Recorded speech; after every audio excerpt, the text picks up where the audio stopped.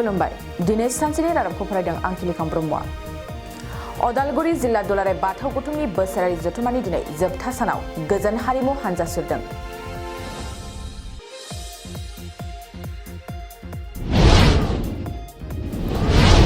उन्दै बैसोआव जुलि जानाय लानायनि हेंथायै बाक्सा जिल्ला पुलिस बिफाना खौसे जानानै गोनां थांखि लादों। भेरगावबियाव इउपिपिएल दोलोआ फैगौ 2 आरो 3 फेब्रुवारियाव बोसोरारि जथुम्माखौ गाजा गोमजायै खुंनो साखाफारा। एबसुनि खुंगा 52थि बोसोरसालिया जथुम्मानि देंखोमु 1-2-3 आव देरहानाय बादायारिफोरखौ खैराबारि दख'रा एबसुआ बरायदों। देंखोमु 1-2-3 बादायलायनायाव आरो बाथ्रा दान्थेलायनायाव देरहानाय कामाख्या बर' आरो बबिथा बर'आ साबायखर बावफिनदों।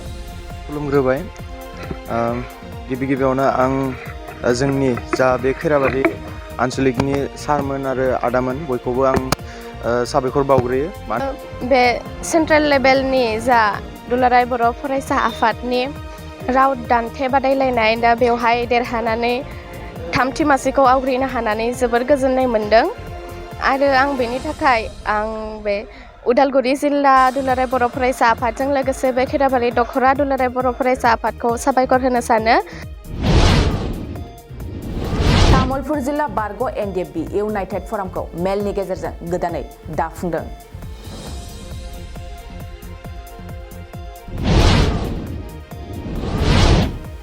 बर'नि मुंदांखा फुटबलार दुर्गा बर'आ गावनि आंगो फिसाखौ बामनानै फुटबल प्रेक्टिस खालामनाय रोंगौथिखौ दिन्थिदों।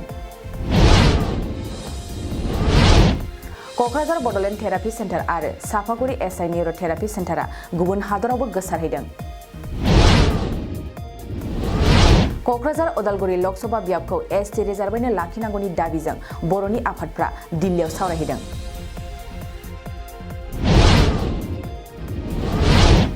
बर' हारिनि आइजो फुटबलार अपुर्णा नार्जारिया आन्डार-20 साफ कापनि थाखाय भारतनि हानजायाव सायख'जाबाय। दिनै सानसेनि रादाब फरायथिनायाबो एसेनोसै। गोजोन्थों।